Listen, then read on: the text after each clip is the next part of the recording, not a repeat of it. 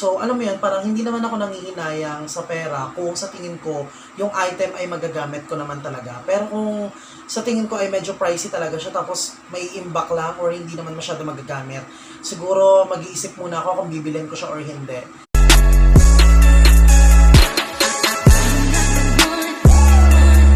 Hi guys! Welcome back to my channel once again. This is me, Asia, and ngayon, may panibago na naman tayong video. Almost 10 PM na ng gabi. So, alas 10 na, pero I decided to film at this hour kasi ang ingay-ingay sa labas kanina. So, alam mo naman, di ba, walang kwarto dito sa bahay. So, napaisip ako na magpupuyat din naman ako, so might as well mag-film na lang din ako para at least upload na lang, edit, ganyan. May naisip ako na bagong content na sa tingin ko, dapat i-film ko na ngayon. Tamang-tama din yung panahon kasi umuulan sa labas. So, I think this is the best time. Ipakita ko sa inyo yung, ay nakikita yun lang sa likod, collections ko or my shoe collection. I just can't wait to introduce them to all of you guys para at least magkaroon din kayo ng idea kung ano yung mga dapat bilhin or paano ba budgetin. Bale, for example, may gusto kayo na bilhin na sapatos pero sa tingin ninyo ay kakapusin kayo sa budget. So, let's see kung paano siya mag-work. Pero bago tayo magsimula, gusto ko na mag-shoutout. Shoutout muna tayo sa ating mga ka-slayers. Kay Mary Joyce Oliveros, hello. Kay Chan or kay Chan de la Cruz. So, hi. And of course, maraming salamat sa ating mga slayers na talaga namang nanonood, sumusuporta sa ating mga videos, and at the same time, parami na tayo ng parameso. And kung bago ka pa lang sa aking channel, don't forget to subscribe and hit the notification bell para updated ka sa aking every upload. 2,000 years later. Alright, so umpisahan na natin. One pair I have here is this one.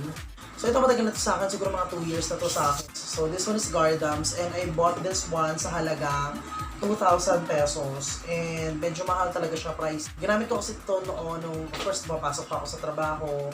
So as an employee, dapat presentable tayo. Until now guys, okay pa naman tong sapatos na to and talagang magagamit ko siya kapag may corporate events or kapag papasok ka sa trabaho kasi nga, we have to be look presentable. So if I were you guys, kung bibili kayo nito, siguro pag-ipunan na muna dahil yes, medyo pricey nga. Pero kung may enough budget naman na kayo para sa sapatos, then why not, diba? At least magagamit naman ninyo and I am pretty sure na talagang magtatagal din sa inyo. Syempre, doble ingat lang din kapag gagamit kayo nito. And alagang-alaga ko pa ito. Nasa box pa to guys. So second on my collection is this one. So, ito matagal na din to sa akin. Nagra-radyo pa ako nito. Ginagamit ko pa to. Sinusuot ko pa to nung nagra-radyo ako. And, ano to Puma. So, medyo malaki lang yung size nito sa akin kasi ang size talaga ng paa ko is 10.5 pero ito ay nasa 11 to 11.5. So, galing kasi itong ibang bansa guys. So, alam niyo ng mga paa ng foreigner, di ba? So, malalaki talaga. So, ito, bihira ko lang din suotin. Pero guys, nung sinuot ko naman to, ang kapal ng medyas ko. So, ang kapal ng medyas ko, para at least talaga mag-fit siya and hindi siya mag-slide or matanggal kapag kasuot ko siya. Medyo mahirap lang talaga siyang parisan or i-pair sa damit. Matagal na to sa akin, siguro mga 2 years na din, 3 years na sa akin. So, ito sinusuot ko nung lately pa yung buhok, mga lalakihan type pa ako, mga ganyan.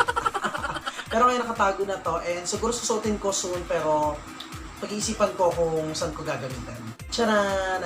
So ito naman bigay sa akin to ng isang chef ng Onarebs Catering Services. Shout out sa iyo, chef. So ito bigay niya to sa akin. This one is a Nike shoes and galing itong ibang bansa, pinadala ng kapatid niya and actually tatlong kulay pero isa ako sa mga pinagbigyan niya and I love this kasi ang kapal niya talaga guys.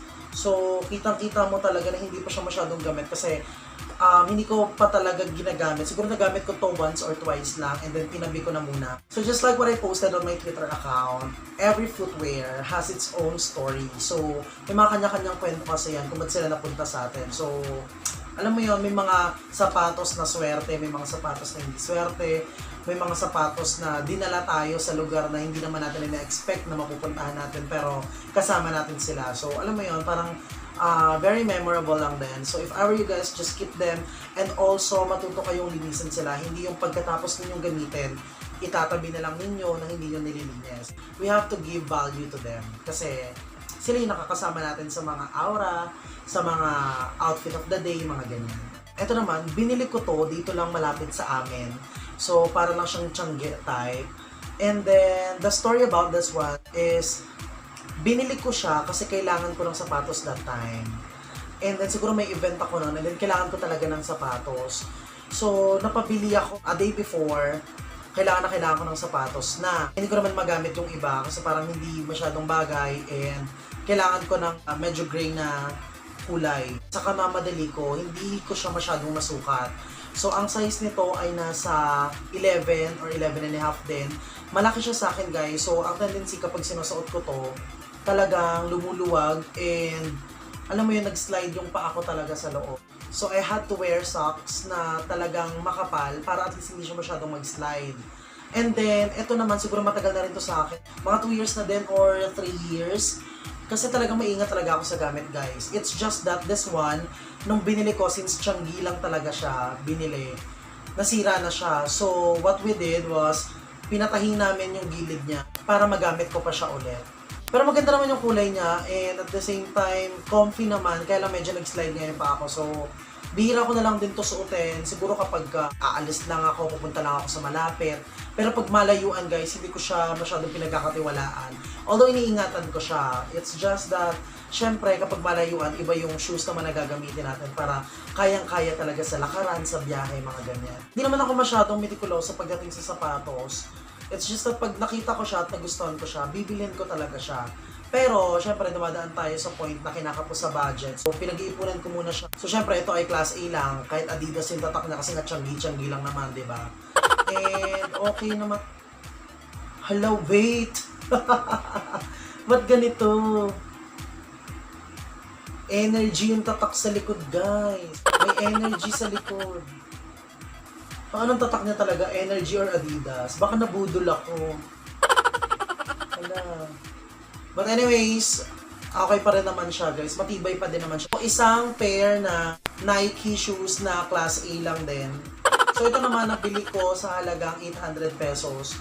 So ito ay until now nagagamit ko, guys. So kahit i-check nyo sa aking IG photos, makikita nyo na lagi ko siyang suot. Lalo na kapag ako ay nagja-jogging, nag-exercise, kasama si Mami G or pagkalalakad, pupuntang mall, mga ganyan. And client meeting, ito rin yung suot-suot ko. Nagulat lang ako kasi talagang ang tagal niya na sa akin. Siguro mga 4 years na siya sa akin. Since 2016, I think, or 2017, something like that. Dahil nagkatrabaho na ako nito sa Korean Academy. And at the same time, 3rd year college ako. So kasama ko na siya. And talagang parang lahat ng mga lakad ko, siya yung suot-suot ko. Pero umulan, umaraw, ayan, buo pa rin siya, guys. I don't know kung anong meron sa sapatos na to, pero talagang gamit na gamit ko na siya, pero nananatiling okay pa din siya. Maganda pa rin yung quality, yung sintas niya okay pa rin naman. Tamang brush lang talaga, and of course nilalaban ko rin naman to. Fila shoes, ang pinakasikat na sapatos. Sikat talaga, nakakaloka. Binili ko to, guys, kasi ang kapal niya, yung edge niya sa baba, makapal. So, I think, magtatagal siya sa akin. And at the same time, since makapal siya, hindi siya madaling masisira talaga. Medyo ingat lang ako kapag ginagamit ko to kasi nga, di ba, white siya. So, madaling madumihan. The reason why I bought this one, may mga events kasi na casual lang, na hindi kailangan ng formal, mga ganyan. So, like for example, 60th birthday, mga ganyan, na debut parties, mga ganyan. So, pag ako ay naka-casual lang, sinusuot ko na to para at least very comfy lang. Nung nabili ko to, this one is 3,999. I am not sure kung may binibenta to online dahil pandemic nga, no? Pero this one is almost 4,000 na din siya, guys. So ito na yung pinakamahal na binili ko kasi nga nagagamit ko sa events. So alam mo yun, parang hindi naman ako nangihinayang sa pera kung sa tingin ko yung item ay magagamit ko naman talaga. Pero kung sa tingin ko ay medyo pricey talaga siya tapos may imbak lang or hindi naman masyado magagamit, siguro mag-iisip muna ako kung bibilhin ko siya or hindi. Alright, so tapos na tayo sa ating rubber shoes. Actually, yun lang naman yung mga rubber shoes na meron ako. Hindi naman talaga tayo mayaman. So tamang alaga lang talaga tayo sa ating mga sapatos para magtagal sila. And syempre, speaking of footwears, nabanggit ko naman sa inyo yung ating mga sapat. So ngayon, ipapakita ko naman sa inyo yung aking dalawang heels. Alright, so this one is Zanea heels. Nabili ko siya sa halagang 1,450 sa Landmark and okay naman siya. Actually, binili ko siya para nga sa events. And at the same time, kung may photoshoot, ito size 10 lang to ay ang paa ko talaga size 10 and a half. So, pinagkasya ko talaga yung paa ko dito, guys. Nakakaloka. And makikita nyo naman sa aking mga previous posts na ginagamit ko talaga to. And nakakatuwa dito is that kahit mabigat ako or kahit malaki yung paa ko, kayang-kaya niya talaga guys. So, siguro nabili ko to this December last year. So, until now nagagamit ko siya. Medyo bago pa lang sa akin, pero nagsasayaw ko na to guys. So, kayang-kaya niya talaga guys. During college days, I've always wanted to wear a heels. Parang sa tingin ko kasi, nakakadagdag siya ng confidence. Oo. Like, whenever you wear a heels, lalo na sa mga kababaihan natin, it adds confidence talaga guys. And of course, one of my favorites is this one. So ito naman guys, nabili ko siya sa Payless and nung nakita ko talaga siya sa Payless, nagandahan talaga ako sa kanya because this one is black. So I love black kasi. So aside from that, this one is 4 inches or 5 inches heels. Ang ganda-ganda niya suotin talaga. And aside from that, ka-size ko talaga siya. So this one is size 11.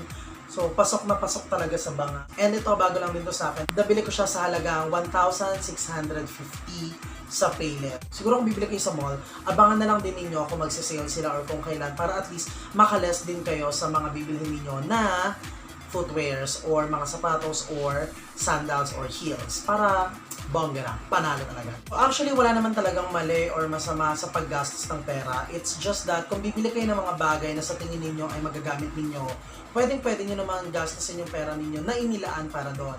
Pero, wag na wag kayong gagastos sa mga bagay na sa tingin ninyo maitatabi nyo lang o hindi nyo masyado magagamit. There you have it everyone. So, I hope na i-share ko na sa inyo yung aking mga footwears, rubber shoes, corporate shoes, heels na ginagamit sa pag-event, sa panglakad. So, I hope nakapagbigay ako sa inyo ng tips kung ano yung mga sapatos na sa tingin ninyo dapat bilhin or sa tingin ninyo dapat munang pag-ipunan. So, kung may natutunan ka sa video na ito, don't forget to subscribe, like, and share para at least makapagatid ka ng good vibes sa iba. So, once again, magkita-kita tayo to my next vlog. Bye!